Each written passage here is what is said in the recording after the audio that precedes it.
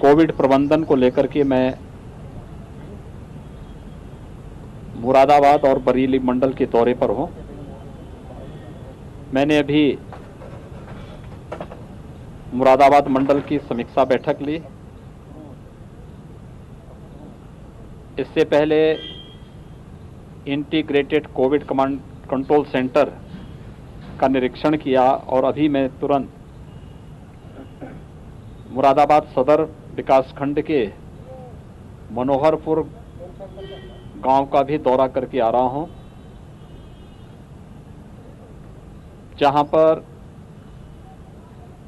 Covid positive के कुछ cases थे जो होम आइसोलेशन में हैं।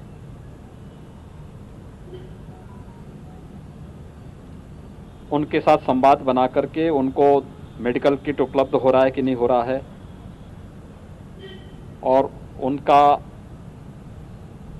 ICCC के साथ संवाद है या नहीं है, इन सब मुद्दों पर उनसे भी चर्चा की है। पिछले 8 दिनों में अगर प्रदेश के अंदर हम बातचीत करें तो पूरे प्रदेश के अंदर 65,000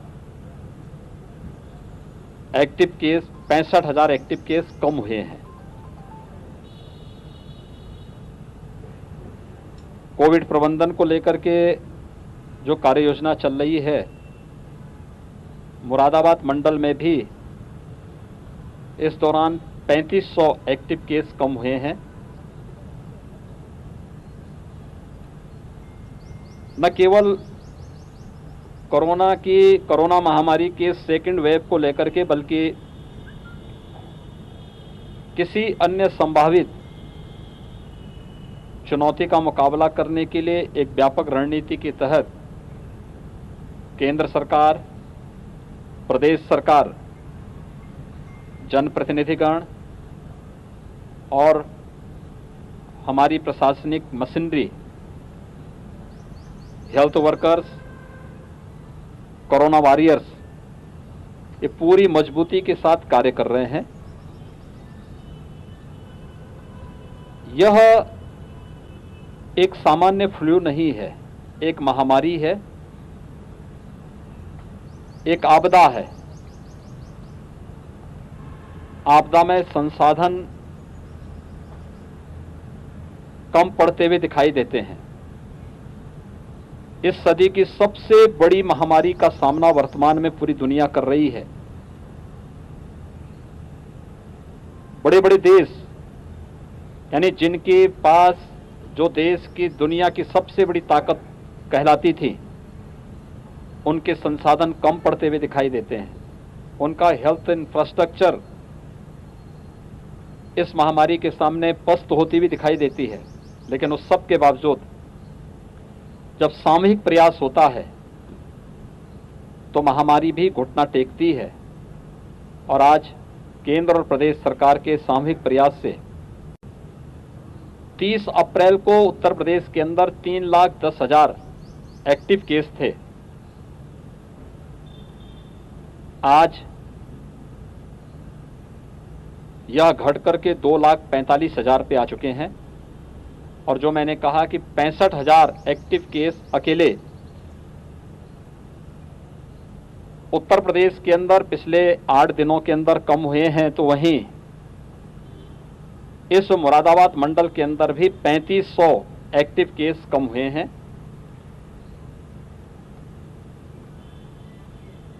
इस पूरी प्रक्रिया में हम लोगों ने जो चीज देखी है वह ये कि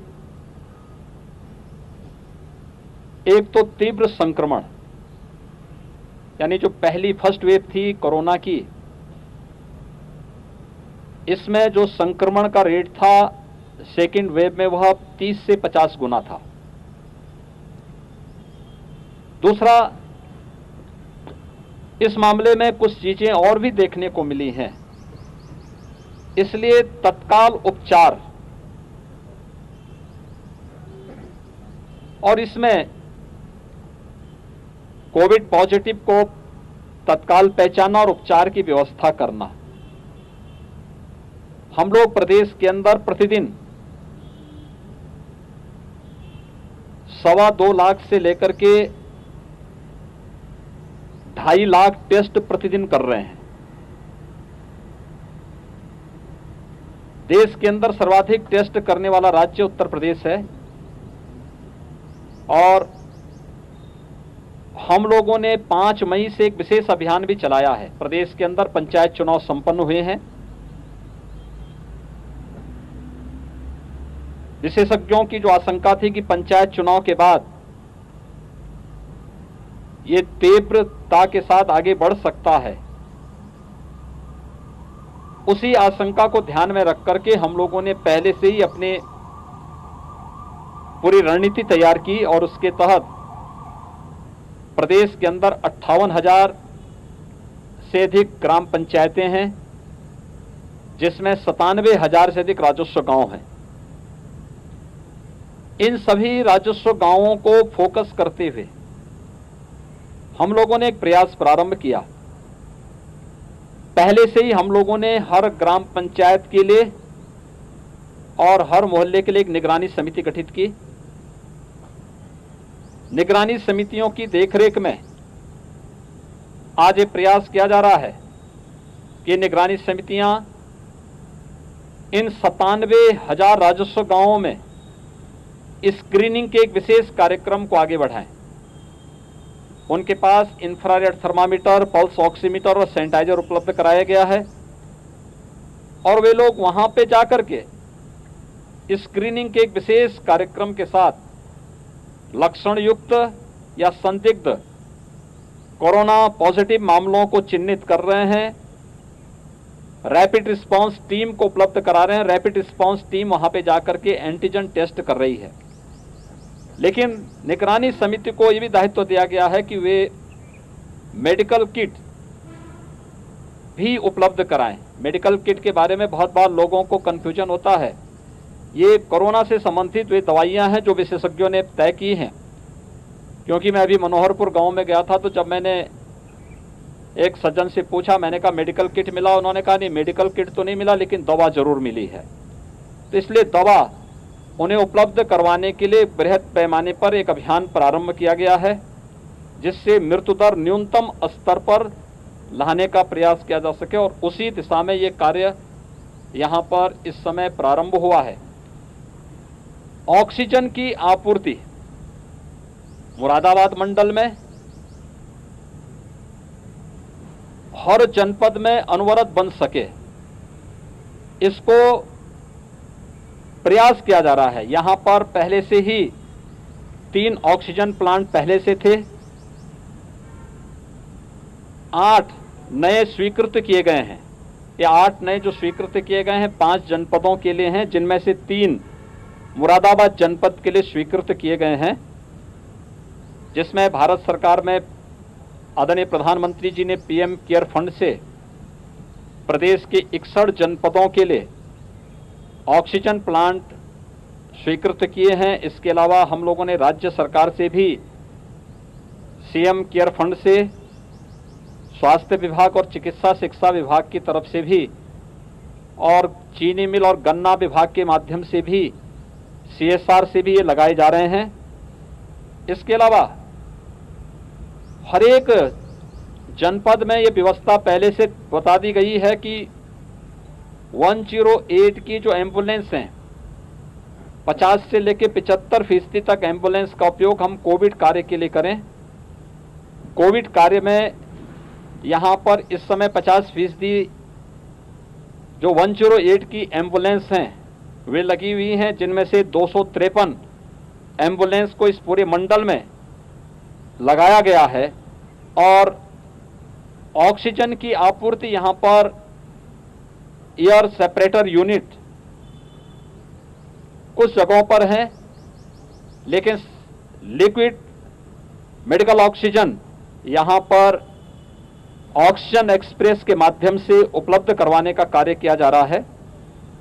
साथ साथ नजदीक के अन्य क्षेत्रों से भी ऑक्सीजन की आपूर्ति टैंकर के माध्यम से यहाँ पर उपलब्ध कराई जा रही है। आज हम प्रदेश के अंदर, यानी जब फर्स्ट वेव के समय में हमारे यहाँ ऑक्सीजन की कुल आवश्यकता कुल 300 मीट्रिक टन के आसपास थी, आज ये बढ़ी है। कल हम लोगों ने पूरे प्रदेश के अंदर एक जनपद से कहा गया है कि वे इसी तर्ज पर अपने यहां नंबर बढ़ाकर, टेलीफोन नंबर बढ़ा करके और अलग अलग कार्य अलग अलग व्यक्ति को दें, क्योंकि इसमें हर एक कार्य की अपनी जिम्मेदारी है। होम आइसोलेशन से कौन संवाद बना रहा है, उन्हें टेली कंसल्टेशन की सुविधा देने की व्यवस्था, उन्हें मेडिकल किट उपलब्ध हुआ है कि नहीं हुआ इसको क्रॉस चेकिंग की व्यवस्था।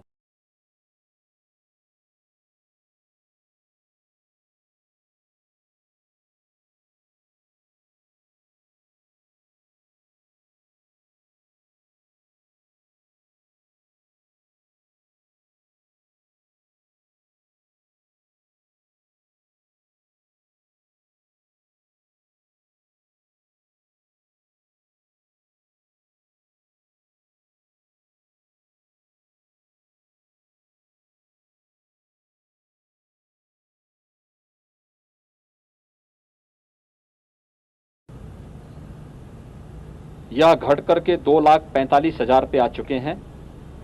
और जो मैंने कहा कि 65,000 एक्टिव केस अकेले उत्तर प्रदेश के अंदर पिछले 8 दिनों के अंदर कम हुए हैं, तो वहीं इस मुरादाबाद मंडल के अंदर भी 3500 एक्टिव केस कम हुए हैं।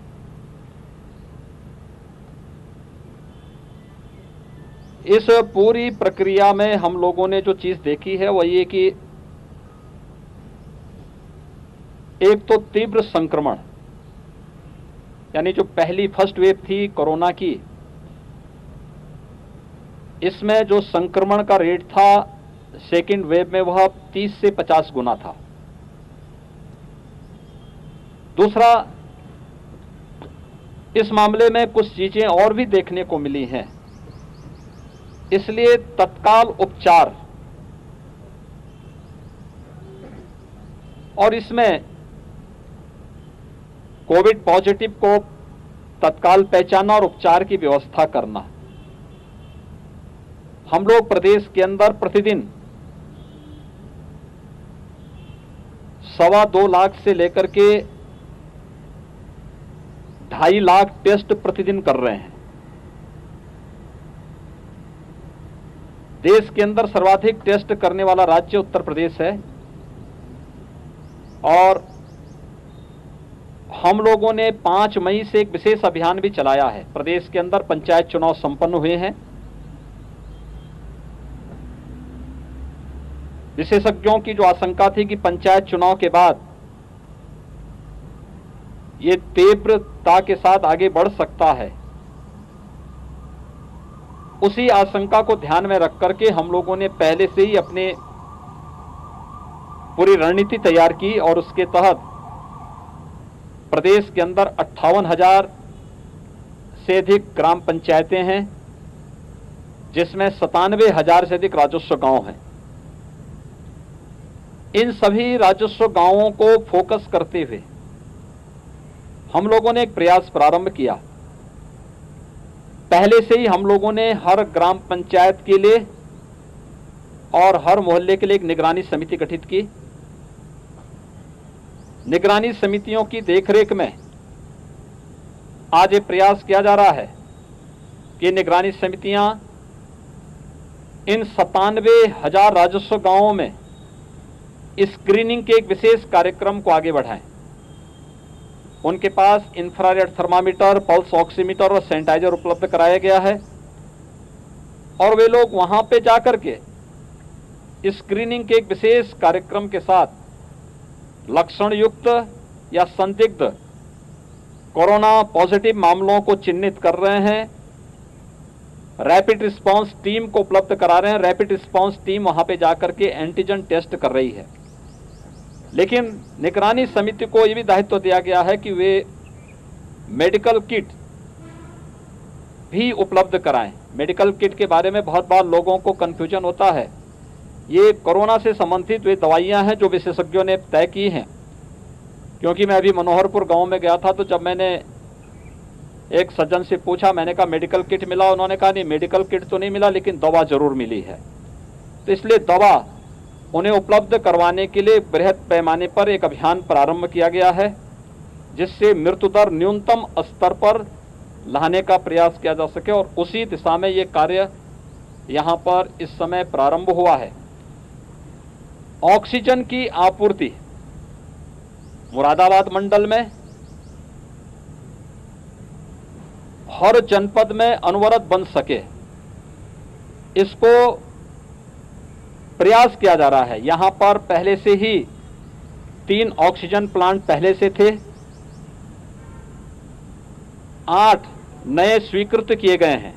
ये 8 नए जो स्वीकृत किए गए हैं 5 जनपदों के लिए हैं, जिनमें से 3 मुरादाबाद जनपद के लिए स्वीकृत किए गए हैं, जिसमें भारत सरकार में आदरणीय प्रधानमंत्री जी ने पीएम केयर फंड से प्रदेश के 61 जनपदों के लिए ऑक्सीजन प्लांट स्वीकृत किए हैं। इसके अलावा हम लोगों ने राज्य सरकार से भी सीएम केयर फंड से, स्वास्थ्य विभाग और चिकित्सा शिक्षा विभाग की तरफ से भी, और चीनी मिल और गन्ना विभाग के माध्यम से भी, सीएसआर से भी ये लगाए जा रहे हैं। इसके अलावा हर एक जनपद में ये व्यवस्था पहले से बता दी गई है कि 108 की जो एम्बुलेंस हैं 50 से लेकर 75% तक एम्बुलेंस का उपयोग हम कोविड कार्य के लिए करें। कोविड कार्य में यहाँ पर इस समय 50% जो 108 की एम्बुलेंस हैं वे लगी हुई हैं, जिनमें से 253 एम्बुलेंस को इस पूरे मंडल में लगाया गया है। और ऑक्सीजन की आपूर्ति यहाँ पर एयर सेपरेटर यूनिट कुछ जगहों पर है, लेकिन लिक्विड मेडिकल ऑक्सीजन यहाँ पर ऑक्सीजन एक्सप्रेस के माध्यम से उपलब्ध करवाने का कार्य किया जा रहा है।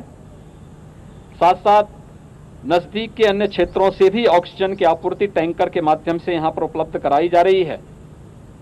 आज हम प्रदेश के अंदर, यानी जब फर्स्ट वेव के समय में हमारे यहां ऑक्सीजन की कुल आवश्यकता कुल 300 मीट्रिक टन के आसपास थी।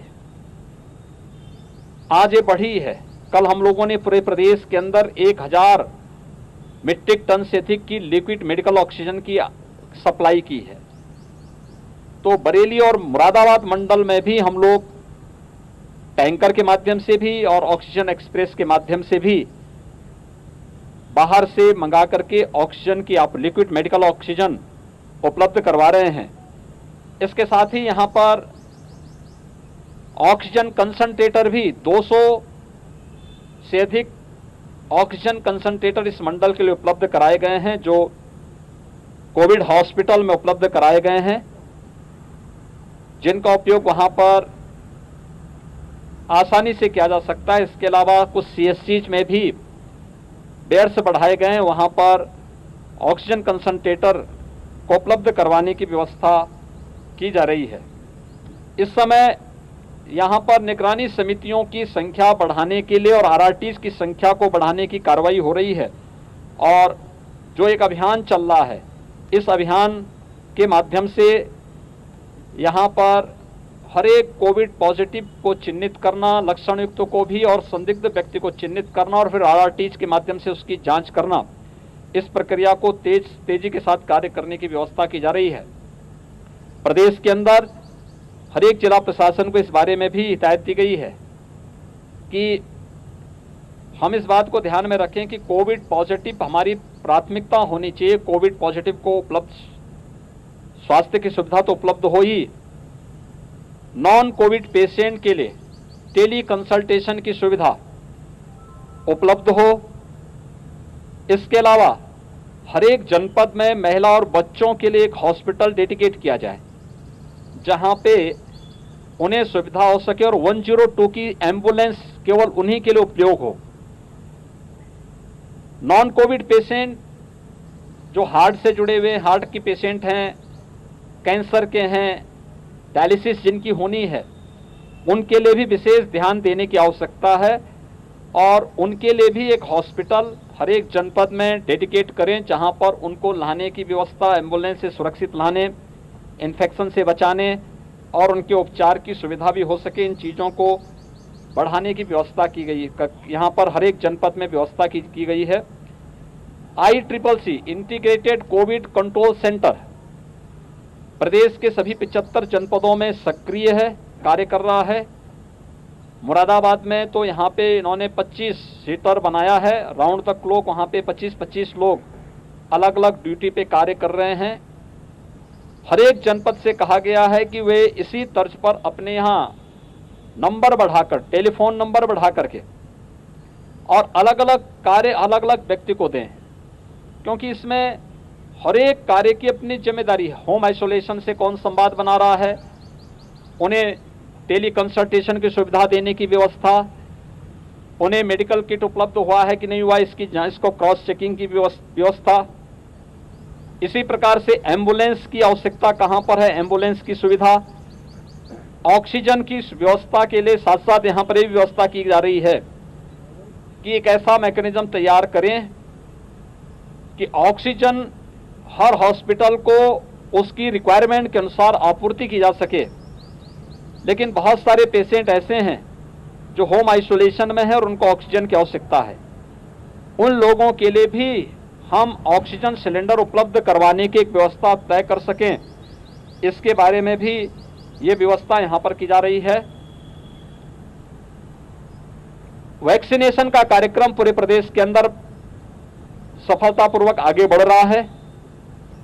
अब तक हम लोगों ने 45 प्लस के 1,35,00,000 से अधिक लोगों को वैक्सीन उपलब्ध करवाया है और 18 प्लस को भी प्रदेश के अंदर 1 मई से वैक्सीन देना प्रारंभ किया गया है, जो संख्या 1 लाख क्रॉस कर चुकी है।